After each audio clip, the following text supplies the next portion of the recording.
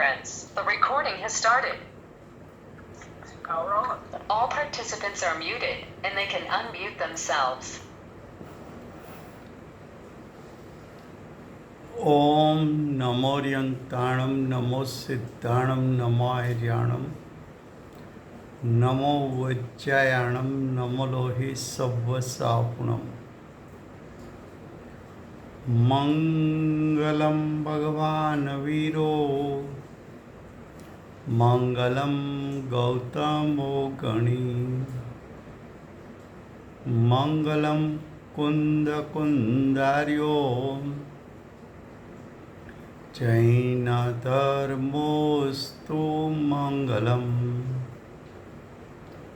ओंकारबिंदुसंयुक्तं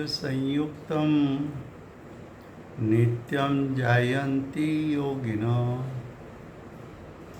कामदं मोक्षदं चैव ओंकाराय नमो नमः अहो उपकारजिनवर्णो कुंदनो ध्वनि दिव्यनो जीन कुंद ध्वनि आप्या अहो आ गुरु काननो तुझ ज्ञान त्यानो रंग अमया दर्श रहो ओ शिव पद तक तुझ संग माता हाथ ग्रहो।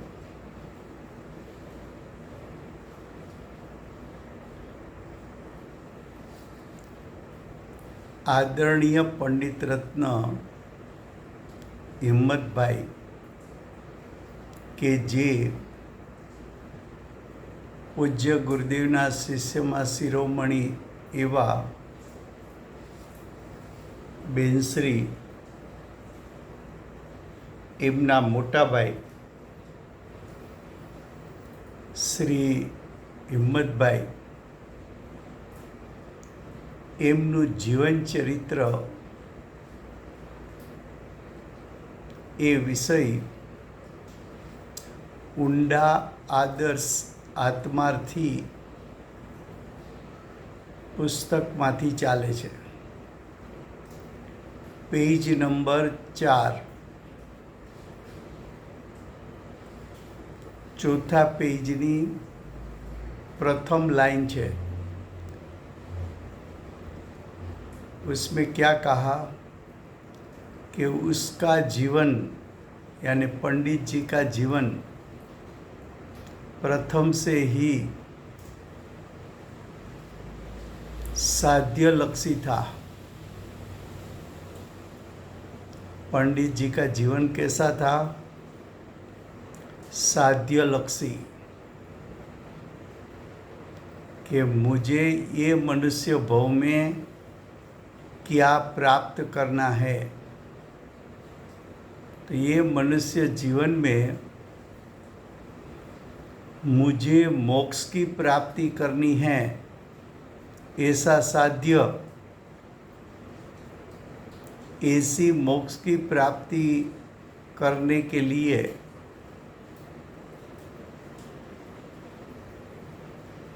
मुझे जो कुछ करना चाहिए वही करना, उसको साध्यलक्षी कहने में आता है। तो पंडित जी का जीवन प्रथम से ही साध्यलक्षी था और वो साध्य मोक्ष प्राप्ति का था। जैसे बेनश्री ने भी छोटी उम्र में कहा कि कांजी महाराज जैसे महाराज मिले हैं, तो इस भव में मुझे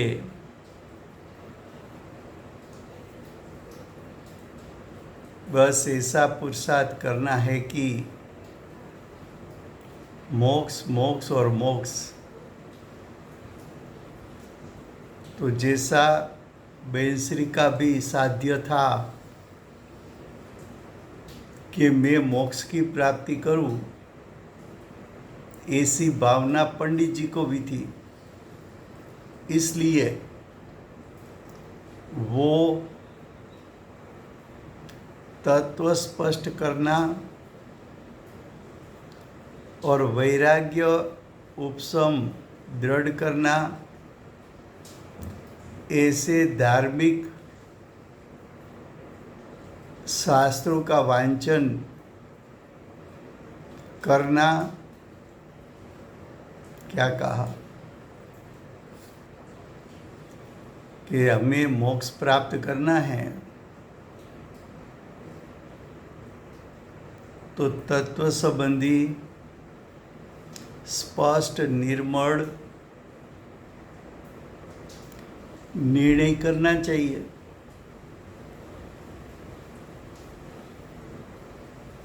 हमें मोक्ष की प्राप्ति करनी है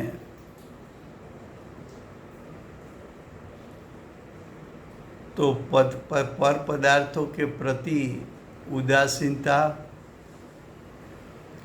और ज्ञायक स्वभाव की महिमा,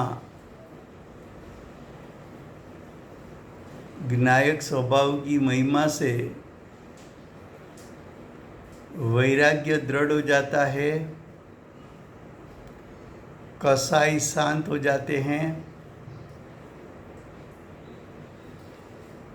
तो जिस निमित्त से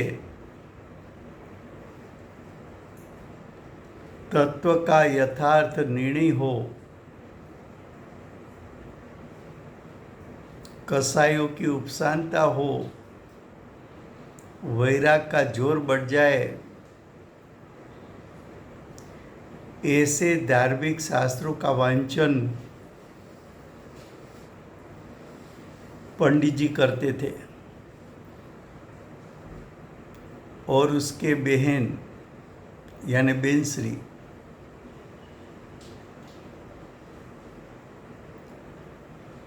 बचपन से ही ये पुस्तकों का वांचन करने का कहते थे। बेनश्री पंडित जी से 6 साल छोटी थी। पहले भाई बहन के बीच में ऐसा था कि भाई पढ़े और बेनश्री सुने।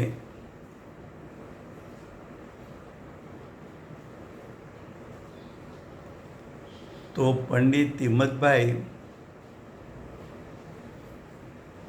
बेनश्री को मार्गदर्शन कर रहे थे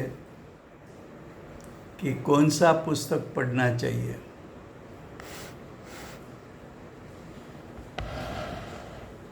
कौन सा पुस्तक पढ़ना चाहिए।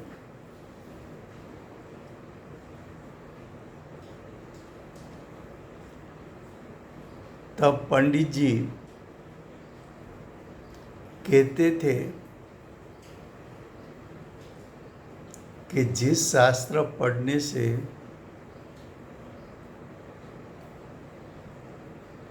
हमारा तत्व निर्मल होवे, तत्व की दृढ़ता बढ़े, कसाईयों की उपशांता हो जाए, वैराग का जोर बढ़ जाए, ऐसे पुस्तकों का वांचन करना। देखो छोटी उम्र से, उस टाइम शायद पंडित जी की उम्र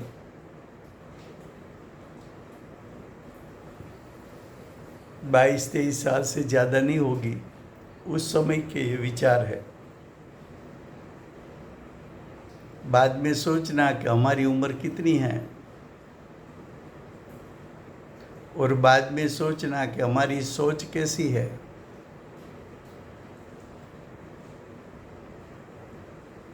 अब आगे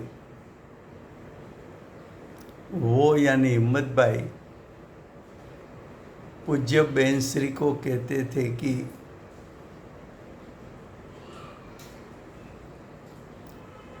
हमें स्वतंत्रपणे और निष्पक्षपणे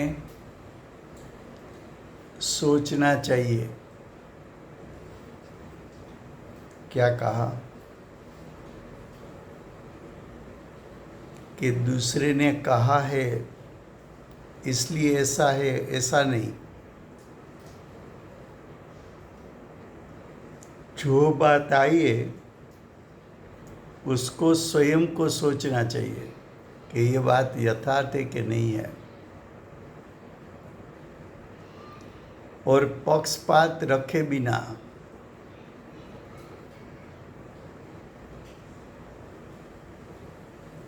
सोचना चाहिए। तो ये बात पंडित जी किसके बारे में कहते थे? तो कि देखो आगे, जैन में जन्म हुआ इसलिए वो धर्म सच्चा है, ऐसा मान के नहीं चलना। क्या कहा कि जन्म जैन में हुआ, जैसे दूसरे जीव हिंदू धर्म में जन्मे तो हिंदू धर्म को सत्य माना, तो जैन में जन्मा तो तूने जैन धर्म सत्य माना, ऐसा नहीं। हिंदू धर्म और जैन धर्म उसका स्वरूप क्या है, उसका स्वतंत्र एकांत में बैठकर चिंतन करना, मनन करना, दोनों के तत्व के बारे में सोचना, उसमें से कौन सा तत्व ऐसा लगता है कि जिसका फल मोक्ष मार्ग और मोक्ष हो,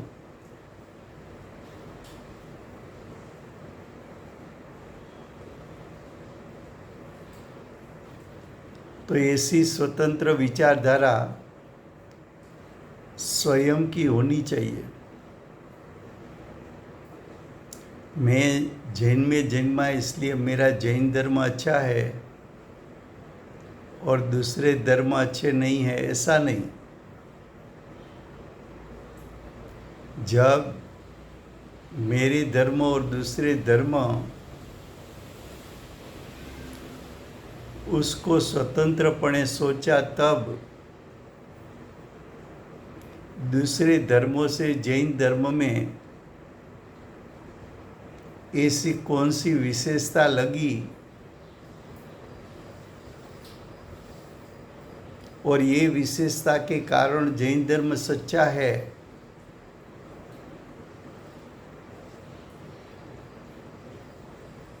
ऐसा निष्पक्ष सोचना, इस प्रकार प्रथम से ही प्रत्येक बात की परीक्षा करके पंडित हिम्मतभाई स्वयं से निर्णय करते थे। किसी ने कुछ कहा या तो कहीं पढ़ा,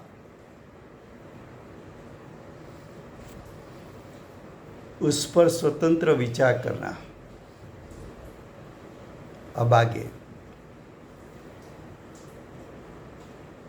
वो यानी पंडित हिम्मतभाई पूज्य बेनसिर के साथ धार्मिक वांचन तेमज तत्व चर्चा बहुत करते थे। दोनों भाई बहनों को धर्म में बहुत रस था। दोनों का जीवन संसार के प्रति उदासीन था। दोनों का जीवन में कसायों की उपशांता थी। दोनों वैरागवन थे, दोनों को तत्व की चर्चा में रस था, दोनों का ध्येय, दोनों का साध्य एक था कि मोक्ष की प्राप्ति करे। ऐसे भाई बहन की जुगल जोड़ थी। अब आगे अध्यात्म युग पुरुष।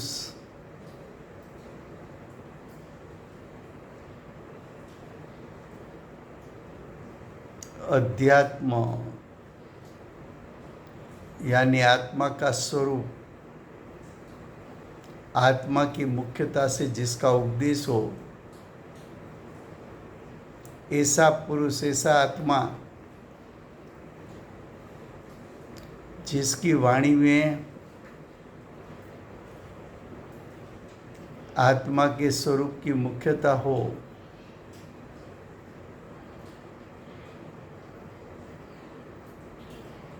जिसकी वाणी का युग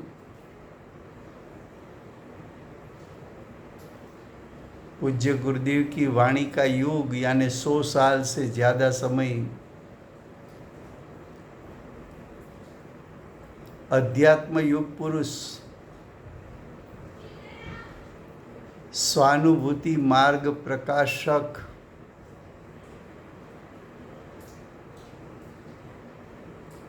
स्वानुभूति स्व का अनुभव, स्व का अनुभव कैसे हो, स्व का अनुभव ऐसा मोक्ष मार्ग, उसके प्रकाशक, उसका उपदेश देने वाले, उसका कथन करने वाले,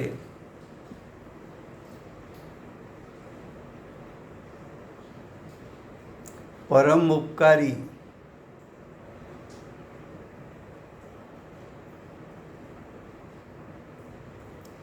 जो अध्यात्म युग पुरुष पूज्य गुरुदेव ने स्वानुभूति का जो मार्ग बताया, अगर ये उपदेश रूप परिणमन हो गया तो वो जीव तो शादी अनंत काल के लिए परिपूर्ण सुखी हो जाता है। इसलिए गुरुदेव के लिए कहा परम उपकारी,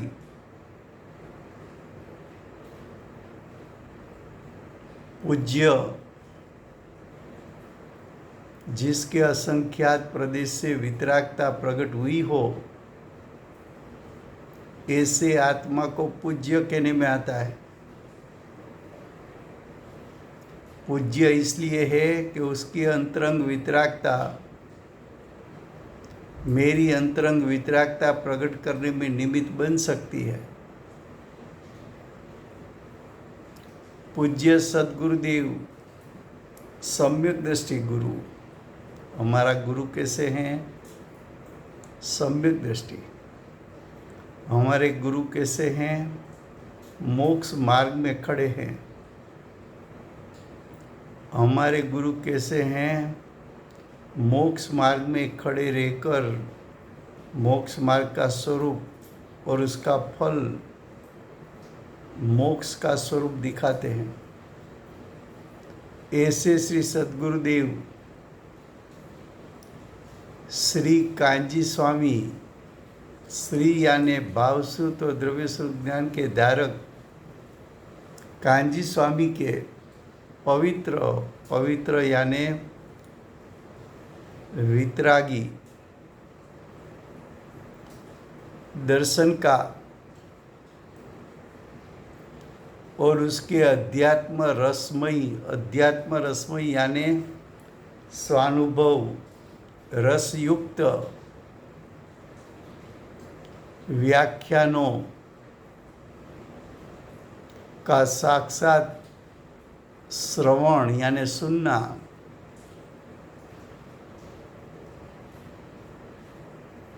क्या कहा गुरुदेव के लिए? गुरुदेव अध्यात्म युग पुरुष थे। गुरुदेव स्वानुभूति मार्ग प्रकाशक, गुरुदेव परम उपकारी, गुरुदेव पूज्य। गुरु कैसे? सदगुरुदेव। गुरुदेव कैसे? भाव श्रुत द्रव्य श्रुत ज्ञान के धारक।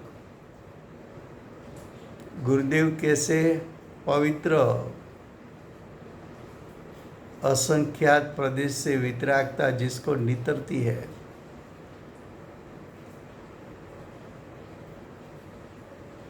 ऐसे गुरु जिसका दर्शन, ऐसे गुरु के दर्शन का लाभ मिला पंडित जी को। ऐसे गुरु का स्वानुभूति से रसबस्ती वाणी कसदार सुनने के लिए मिली। साक्षात उसके व्याख्यान सुने।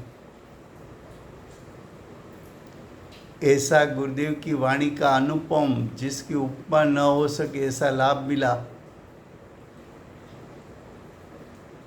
ऐसा लाभ श्री हिम्मत भाई को सर्वप्रथम संवत 1982 हिम्मत भाई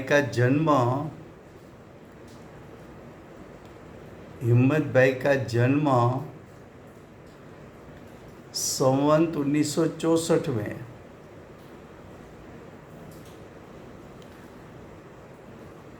और गुरुदेव मिले संवत 1982। तो हिम्मत भाई की उस समय उम्र थी 18 साल।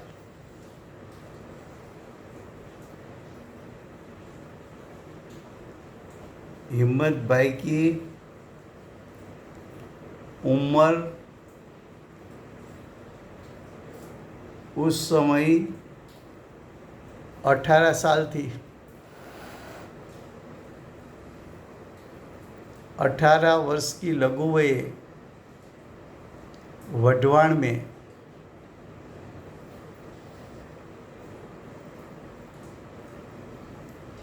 हिम्मत भाई ने भी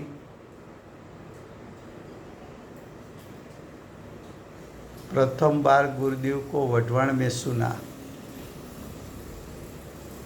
और संवत 1985 में माताजी ने भी प्रथम बार गुरुदेव को वढवाण में सुना।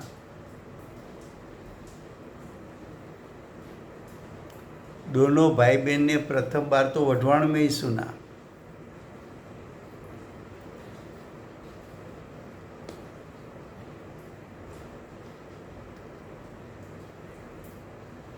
हिम्मत भाई से भी बड़े भाई थे ब्रजलाल भाई। उसने भी गुरुदेव को संवत 1982 में वांकानेर में प्रथम बार सुना था। और हिम्मत भाई ने उस समय पंडित हिम्मत भाई पर पत्र लिखा था कि यहाँ आगे आएगा तब बताएंगे हम। चलो, क्या लिखा है?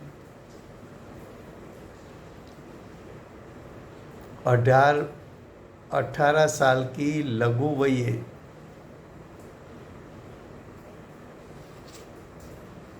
पूज्य गुरुदेव का परिचय वढवाण में हुआ।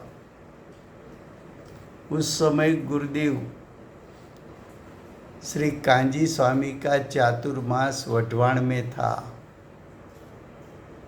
उस टाइम गुरुदेव का चातुर्मास वढवाण में था। तब हिम्मत भाई अहमदाबाद की गुजरात कॉलेज में इंटर साइंस का अभ्यास करते थे।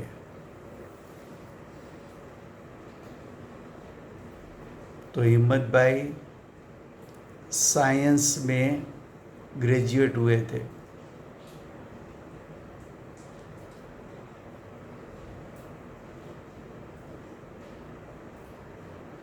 और उसके बड़े भाई, हिम्मत भाई के बड़े भाई,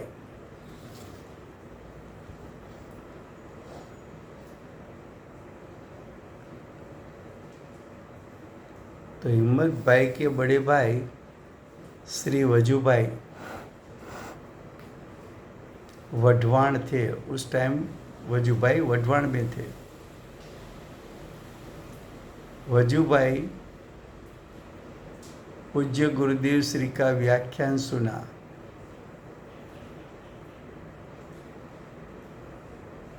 और उसने यानी वजूभाई ने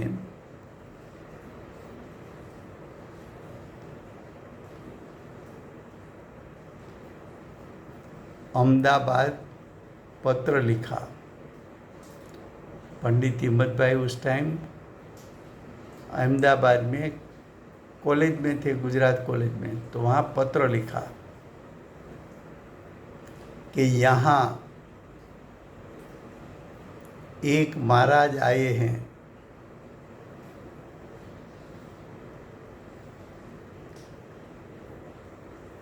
यहाँ उसका अर्थ वढवाण में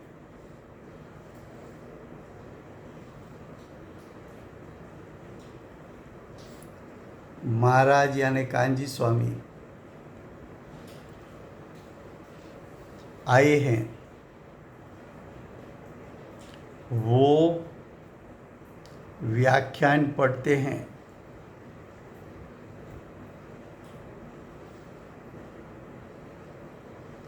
शुरुआत में स्वानुभूति कोई अपूर्व चीज है, आत्मा की अनुभूति।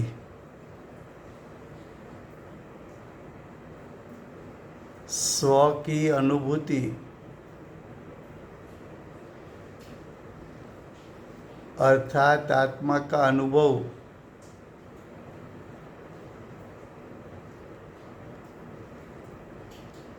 कोई अपूर्व,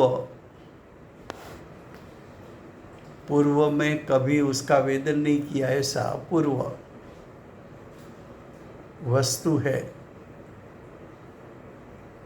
ऐसा कहकर सम्यक दर्शन की अद्भुत बात करते हैं।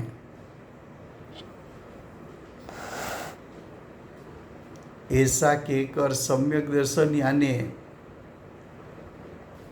आत्मा की प्रतीति,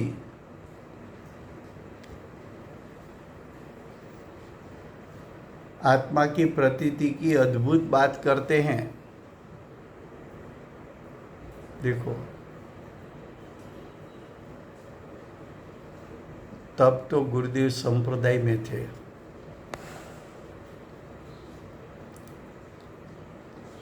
लेकिन ये संवत 1982 की बात है। गुरुदेव के हस्तकमल में तो समय सार 1978 में आ गया था। समय सार मिला 4 साल हो गया था। और गुरुदेव ने तो समय सार एकांत में बैठकर चिंतन मनन के साथ पढ़ा था। दूसरा पूर्व का संस्कार भी था। तो गुरुदेव अनुभव के आधार पर, अनुभव के आस्वाद पर आत्म स्वभाव की प्रतीति करके जो अनुभव में आया उसके अनुरूप वाणी में सम्यक दर्शन की महिमा गुरुदेव इतना रस पूर्वक करते थे कि सामने वाले को भी, सुनने वाले को भी स्वानुभूति करने जैसी है, ऐसा भाव उछल आए। देखो यहाँ वजूभाई ने लिखा ना कि गुरुदेव सम्यक दर्शन की अद्भुत बात करते हैं। अद्भुत यानी आश्चर्यकारी।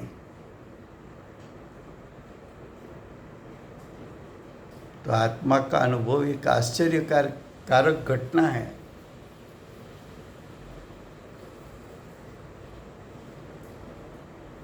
आगे कहा, गुरुदेव क्या कहते थे कि चमड़ी उतार के उसके पर क्षार छाटने से भी क्रोध नहीं करना, ऐसी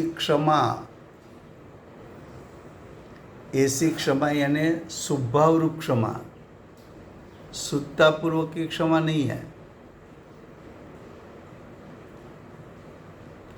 स्वभाव रूप क्षमा जीव ने अनंत भव में अनंत बार की,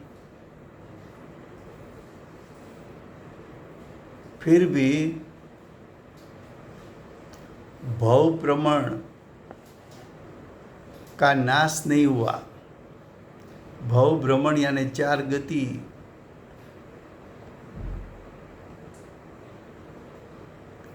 उसका परिभ्रमण, 4 गति का परिभ्रमण नाश नहीं हुआ।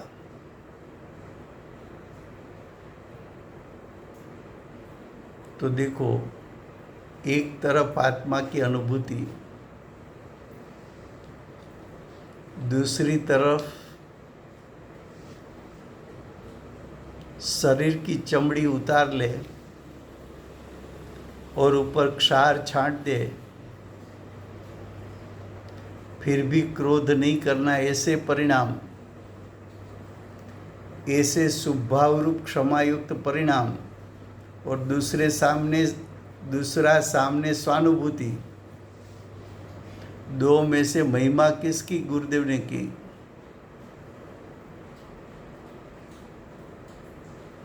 तो कि गुरुदेव ने तो स्वानुभूति की महिमा की। स्वानुभूति को आश्चर्यचकित घटना बताई, अद्भुत है ऐसा कहा।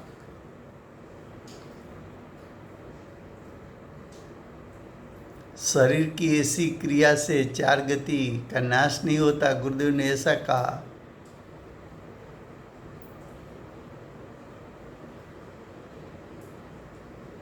आगे कहा कि आत्मा अनुभव के सहित सम्यक दर्शन प्राप्त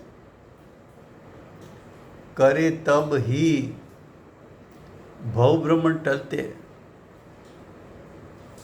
4 गति का नाश कब होगा?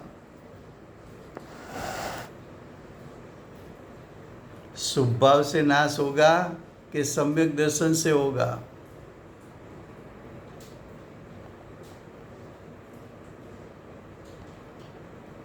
तो कि 4 गति का नाश सम्यक दर्शन से होता है, ऐसा कह के पूज्य गुरुदेव सम्यक दर्शन की अद्भुत महिमा समझाते हैं। अब देखो पंडित जी की पात्रता कैसी थी। पंडित जी की उस समय उम्र तो सिर्फ 18 साल की थी, और उस समय गुरुदेव का अभी परिचय तो हुआ नहीं था,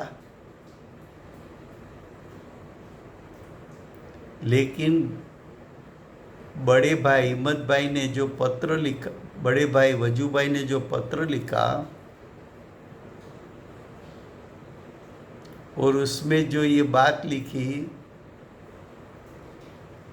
कि शरीर की चमड़ी उतार दो, क्षार छांट दो, तो भी आँख का कोना लाल न हो, क्रोधित न हो, ऐसी स्वभाव रूप क्षमा, उससे 4 गति का नाश नहीं होता। 4 गति का नाश तो सम्यक दर्शन से होता है, ऐसा गुरुदेव कहते हैं, कांजी स्वामी कहते हैं। ये जो लिखा पत्र तो पंडित हिम्मत भाई की भी पात्रता कैसी थी, देखो आगे पढ़ो। ये पत्र पढ़कर हिम्मत भाई ने वजू भाई का पत्र पढ़ा, किसके बारे में? गुरुदेव के उपदेश के बारे में। ये पत्र पढ़ा, हिम्मत भाई तुरंत ही वढवाण आए। हिम्मत भाई को अंदर से हो गया कि ऐसी बात कहने वाले है कौन?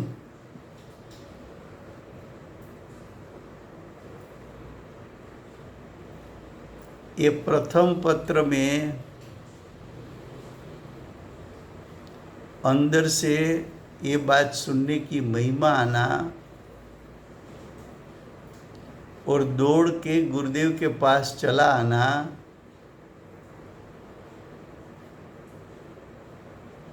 वही दिखाता है कि पंडित हिम्मत भाई पूर्व के संस्कारी है। समझ में आता है?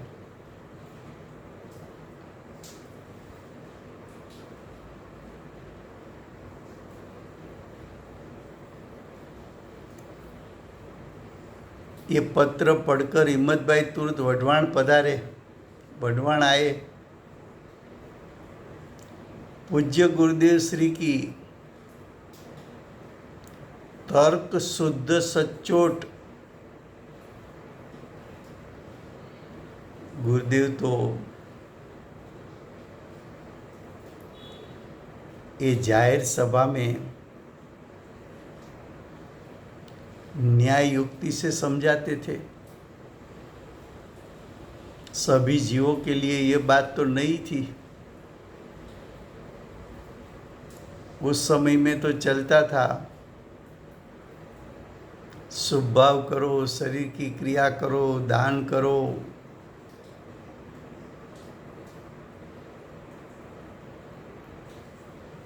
कर्म जीव को सुखी दुखी करते हैं, ये सब बात चलती थी। उस काल में कोई सम्यक दर्शन की बात करने वाला तो था नहीं। ये बात कहने वाले तो गुरुदेव आए महाविद्य क्षेत्र से।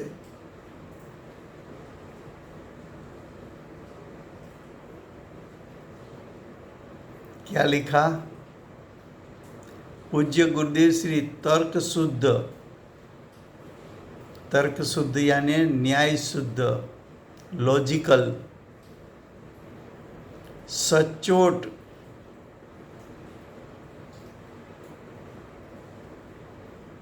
जोर शोर अध्यात्म वाणी से, अध्यात्म वाणी यानी आत्मा की मुख्यता वाली वाणी, पीछे अनुभव का जोर था, अध्यात्म वाणी से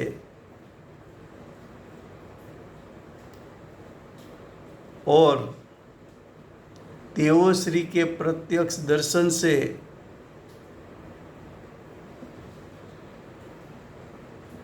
गुरुदेव की वाणी और गुरुदेव का प्रत्यक्ष दर्शन,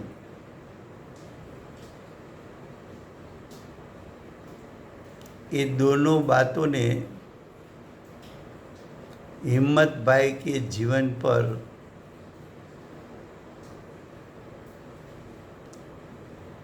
अच्छा प्रभाव पड़ा। गुरुदेव का साक्षात दर्शन और गुरुदेव की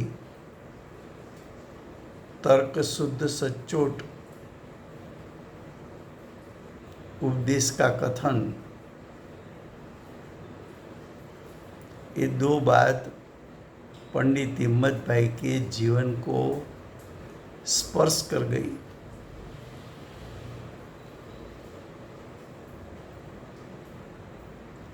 और उसको अंतर में ऐसा तो अहोभाव आया कि आहा, ये महापुरुष कोई भिन्न प्रकार के हैं।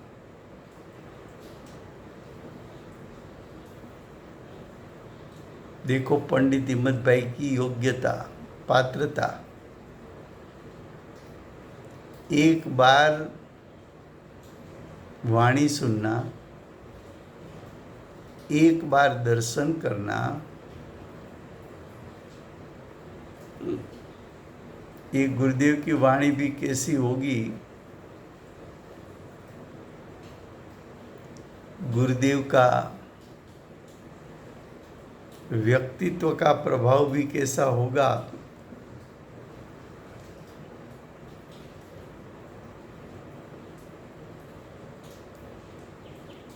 पूर्व के परिचित आत्माओं ने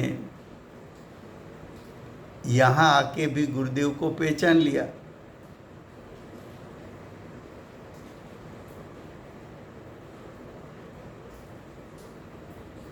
गुरुदेव की वाणी से, गुरुदेव के प्रभाव से।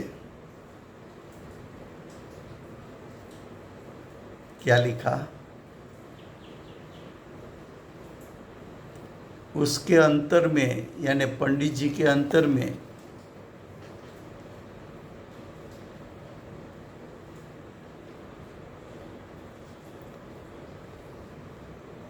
तो हिम्मत भाई के अंतर में ऐसा अहोभाव आया, ये जो मोक्ष मार्ग प्रकाशक है उसमें सम्यक सन्मुख जीव की पात्रता के लिए ऐसा बताया है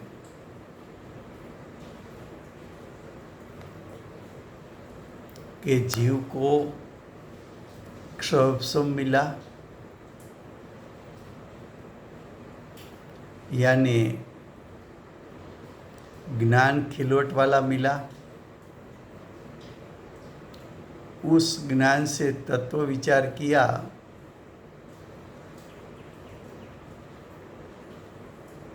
तो तत्व विचार के कारण कसाई शांत हुए। कसाई शांत हुए तो उसके फल में तत्व विचार का जोर बढ़ गया। तत्व विचार का जब जोर बढ़ा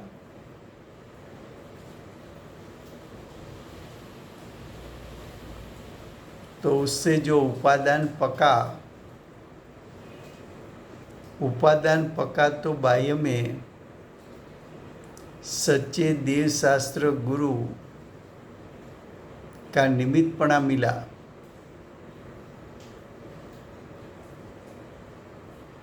ये पंडित हिम्मत भाई को सच्चे गुरु मिले, और जब सच्चे गुरु मिले तो उसके पास से सच्चा उपदेश मिला। तो ये गुरुदेव के पास से प्रवचन में, स्वाध्याय में उपदेश मिला। ये उपदेश में क्या मिला? तो मोक्ष मार्ग में लिखा है कि स्व क्या, पर क्या, सात तत्व का स्वरूप क्या, छह द्रव्य का स्वरूप क्या, उपादान निमित्त क्या, आदि का उपदेश मिला। ये उपदेश सुना तब ऐसा लगा कि इसमें तो मेरा हित है।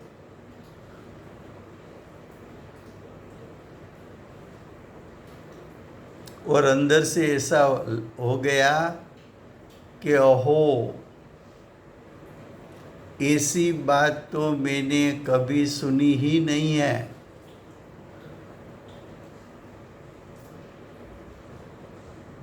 या पंडित जी को भी ऐसा हो गया। जो सम्यक सन्मुख जीव होते हैं उसकी पात्रता ऐसी होती है। देखो क्या लिखा है कि गुरुदेव की वाणी और दर्शन का प्रभाव ऐसा पड़ा कि अंतर में से अहोभाव आ गया।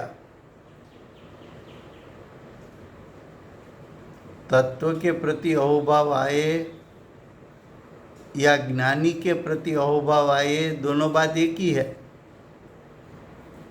ज्ञानी तो जीवતું जागતું तत्व છે। अहोभाव आया कि आहा, ये महापुरुष कोई भिन्न है। ऐसी बात तो कोई सुनाने वाला नहीं है।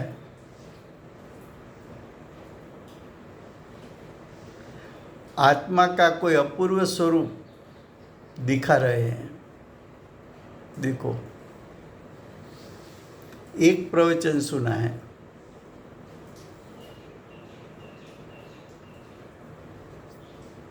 कि आत्मा का अपूर्व, पूर्वे सुना न हो ऐसा स्वरूप यानी स्वस्वभाव, आत्मा का स्वस्वभाव दिखा रहे हैं।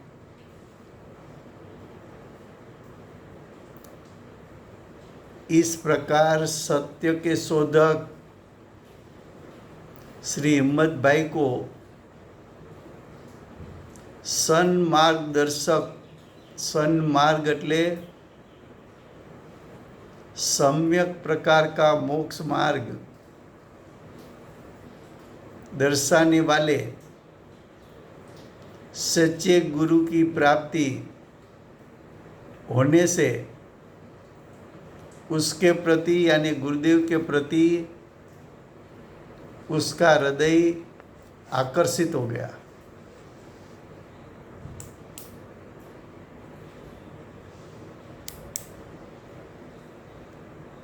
देखो, पात्र जीव को कैसा होता है, तो ऐसा होता है साक्षात दृष्टांत।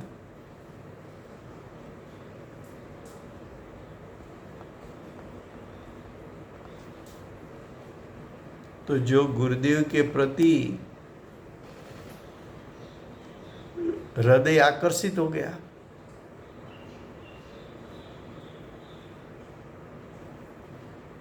अब आगे नेक्स्ट पैराग्राफ।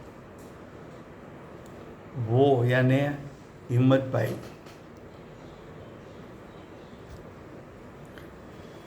छोटी युवावस्था में भी पूज्य गुरुदेव श्री को कई बार तात्विक प्रश्न करते थे।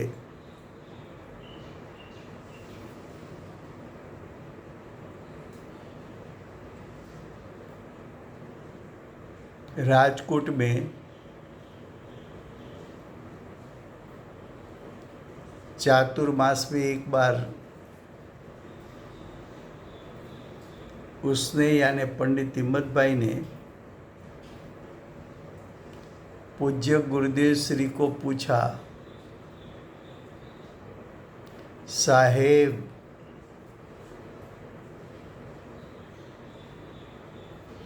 आप समकित की बात यानी आत्म प्रतीति की बात, आत्मा के अनुभव की बात, स्वानुभूति की बात, दृढ़ता पूर्ण। देखो, जो पंडित जी ने कितनी एकाग्रता से सुना होगा, तब ये छोटी युवा अवस्था में गुरुदेव के भाव कैसे पकड़े होंगे। वो भाव पकड़ के पंडित हिम्मत भाई ने प्रश्न किया कि हे गुरुदेव, हे साहब, आप संकित की यानी आत्म प्रतीति की, आत्मा के अनुभव की, स्वानुभूति की बात दृढ़ता पूर्ण। देखो, गुरुदेव भी कितनी दृढ़ता से बात करते थे। दृढ़ता पूर्वक कौन बात कर सकता है? जिसको आत्मा का अनुभव हो। और ये बात दृढ़ता पूर्वक आती है, ऐसा भाव किसको आता है? जो सम्यक सन्मुख होना चाहते हैं, ऐसे पात्र जीव को।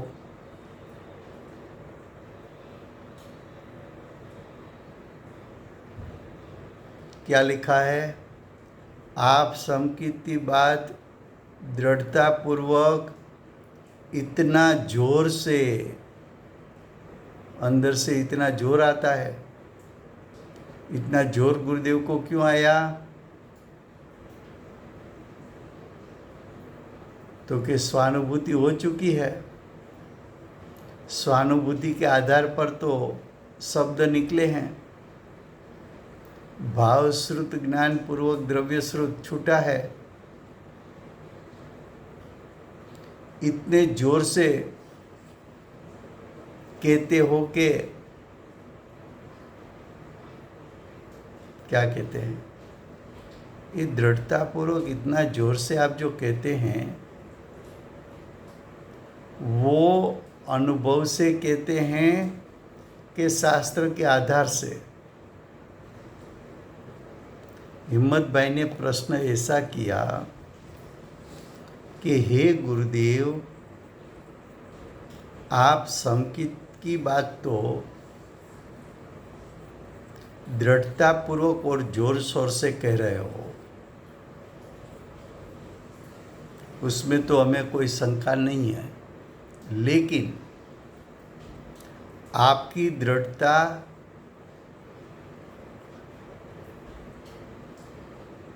और जो जोर है, वो दृढ़ता और जोर वास्तव में आत्म अनुभव हुआ है, उसके कारण है कि शास्त्र में से पढ़ा है, उसके कारण है।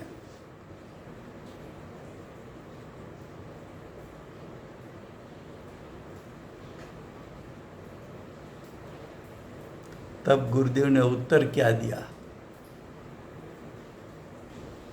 तो गुरुदेव ने कहा उत्तर में, व्यक्तिगत तो क्या कह सकते हैं? व्यक्तिगत का अर्थ क्या? कि पंडित जी ने पूछा है कि आपको आत्मा अनुभव हुआ है कि नहीं हुआ है? आप अनुभव से बात करते हो, तो गुरुदेव को आत्मा का अनुभव तो था, लेकिन कोई सम्यक दृष्टि अपने ही परिणामों का, अपने ही गुणों का,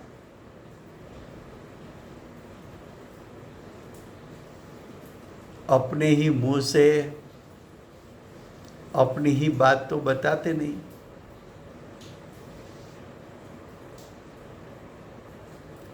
और कोई प्रश्न पूछा तो उसका झूठा उत्तर तो दे नहीं सकते। इसलिए गुरुदेव ने कहा कि व्यक्तिगत तो हम क्या कहें, लेकिन આત્મા છૂટો છે, છૂટી રહ્યો છે, છૂટો થવાનો છે। क्या गुरुदेव ने कहा? आत्मा भिन्न है, आत्मा भिन्न हो रहा है और आत्मा भिन्न हो जाने वाला है। आत्मा भिन्न है, वर्तमान अभिप्राय में श्रद्धांश से तो भिन्न हो गया, सम्यक दर्शन हो गया है, और भिन्न हो रहा है, यानी शुद्धि की वृद्धि हो रही है। एक के बाद एक चारित्र मोह छूटता जाता है।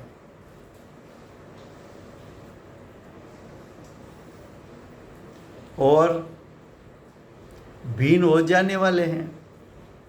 मोक्ष की प्राप्ति होगी तो भाव कर्म, द्रव्य कर्म, नो कर्म तीनों से भिन्न होने वाला है। ये उत्तर सुनने के साथ ही उसको यानी हिम्मत भाई को पूज्य गुरुदेव श्री के प्रति एक आत्म अनुभवी महापुरुष मिले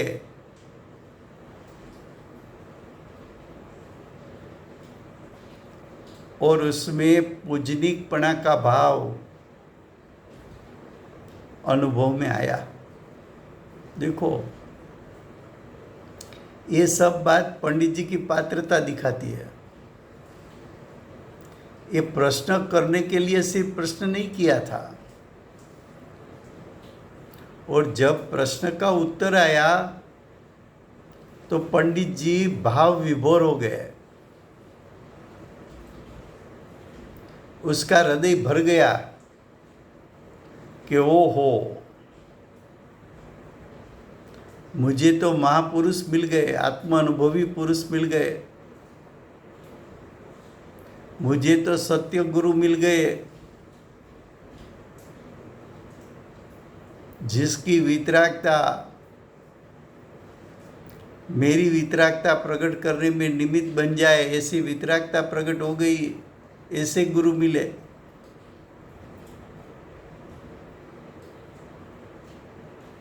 तो उत्तम मुमुक्षु, पात्र मुमुक्षु, उसको एक ही प्रश्न के उत्तर में गुरु के प्रति इतना अहोभाव आ जाना, हृदयों की उर्मी खिल जाना, अंदर से कोई अनेरा प्रमोद प्रकट हो जाना, उसको अंदर से लगा कि मैं तो आत्मा अनुभवी सत्पुरुष की शोध में था, वो तो मुझे साक्षात मिल गए, अब मुझे कहीं जाने की जरूरत नहीं। उसकी वाणी यानी गुरुदेव की वाणी अक्षरश सत्य है। ये प्रसंग से पूज्य गुरुदेव श्री का निकट का कायमी सहवास के लिए उसका हृदय सदा झंखता था। ये बात सुनने के बाद ऐसा हो गया कि मैं ज़्यादा से ज़्यादा गुरुदेव से निकट रहूं, ज्ञानी की संग में रहूं। तो हम यहाँ तक रखते हैं, समय हुआ है, कल आगे चलेगा। ये सब हम इसलिए पढ़ रहे हैं कि ऐसी पात्रता हम सब में भी प्रकट हो। वर्तमान 24 आखरी तीर्थंकर बाल ब्रह्मचारी महावीर भगवाननो जय हो।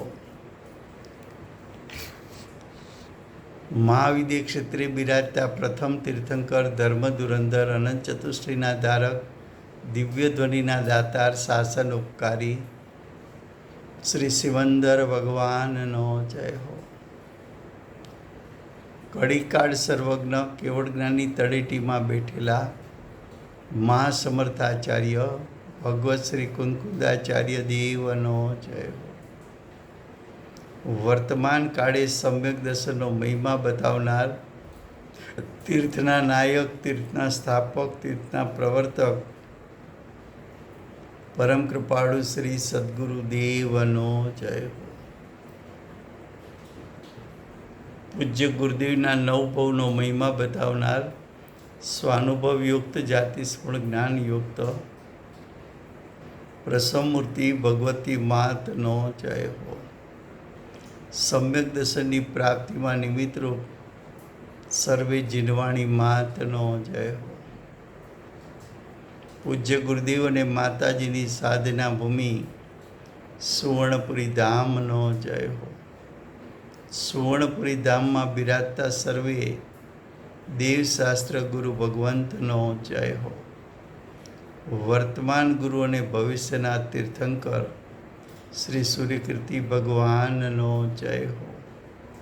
શ્રી સૂર્યકીર્તિ ભગવાનના સમોસરના મુખ્ય ગણધર દેવેન્દ્ર કીર્તિનાથ ભગવાનનો જય હો। પરમ દિગંબર જૈન ધર્મનો જય હો। Thank you very much Rajubhai, બધાને જય શ્રી